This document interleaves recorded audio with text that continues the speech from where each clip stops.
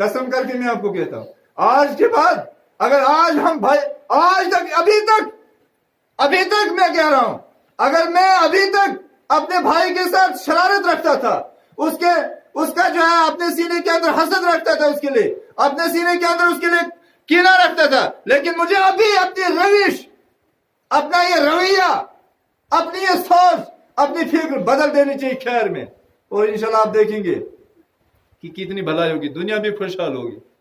हाँ? लेकिन हम फिर भी नहीं बदलते हैं। हाँ? इसलिए बदलना होगा नहीं बदलना। हाँ? और उसमें भलाई है, सुभान अल्लाह। और ऐसा ना हो कि कहीं कयामत के दिन वो हमसाया खड़ा हो जाए अल्लाह ताला के सामने, जिसके साथ ज्यादती की गई हो, जिस हमसाए के साथ। हदीस में आता है, इमाम बुखारी रहमतुल्लाह अलैह ने अल अदबुल मुफरद में वो हदीस लाई है, फरमाते हैं कम मिन जारि मुअल्लिकुम बिजारि यौमुल क़ियामह, कितने पड़ोसी ऐसे होंगे जो कयामत के दिन अपने हमसायों के साथ लटके हुए होंगे। ए अल्लाह, हमें ऐसा मौका नहीं दिखाने वाला। यानी कितनी बदकिस्मती है उन लोगों की, और कितने बदनसीब है वो लोग कि जिनके हमसाए कयामत के दिन उनके साथ लटके हुए होंगे। और क्या शिकायत होगी? शिकायत ये होगी कि मौला, ये तो मेरा वो हमसाया है जो अपने नेकियों के दरवाजे मेरे लिए बंद कर देता था, जो अपने भलाई और नेकियों के दरवाजे मेरे लिए बंद कर देता था, जो मेरे खाने के दरवाजे, मेरे पहनने के दरवाजे, पीने के दरवाजे बंद कर लेता था। मौला, तेरा ये वो बंदा और मेरा हमसाया है। तो इतनी बड़ी शिकायत जब रब के सामने होगी, क्या वहां इस किस्म का कोई मौका मिलेगा कि ये जन्नत में जाएगा, या इस किस्म की कोई गारंटी मिल सकती है?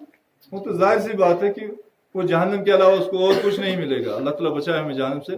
इसलिए आज हम सामियों के साथ कि ये तो मुख्तसर जिंदगी है, यहाँ हमेशा मत रहना। नहीं, आप रहेंगे शायद। आप जवाब ही नहीं जब दे रहे, मुझे लगता है कि शायद आप यहीं हमेशा रहेंगे। तो मुझे तो मरना है, अगर इधर ही में मर जाता कितना अच्छा हो। लेकिन ये रब का निजाम है, हम उस पर खुश है। जब आएगी मौत हम तैयार है। हम क्या है? तैयार है, बिल्कुल तैयार है।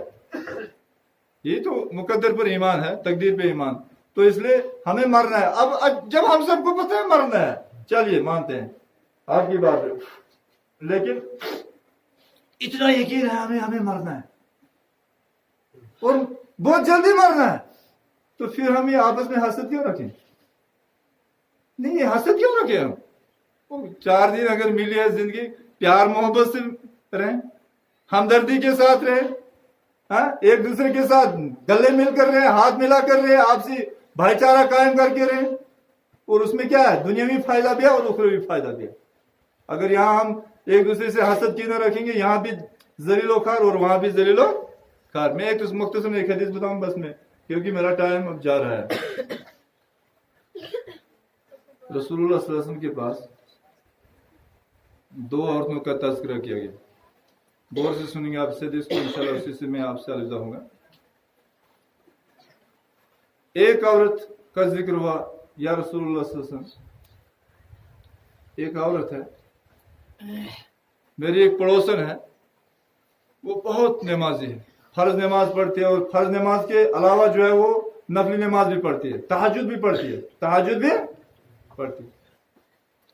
फिर वो रमजान का रोजा भी रखती है और नफली रोजा भी रखती है। आम महीनों में भी वो रोजा रखती है, नफली रोजा। अच्छा, ज़कात भी देती है, और ज़कात के साथ साथ फिर जो आम सदके हैं वो भी करती है। इसलिए वो हर फर्ज अल्लाह ताला का वो अदा करती है, साथ में नवाफिल भी।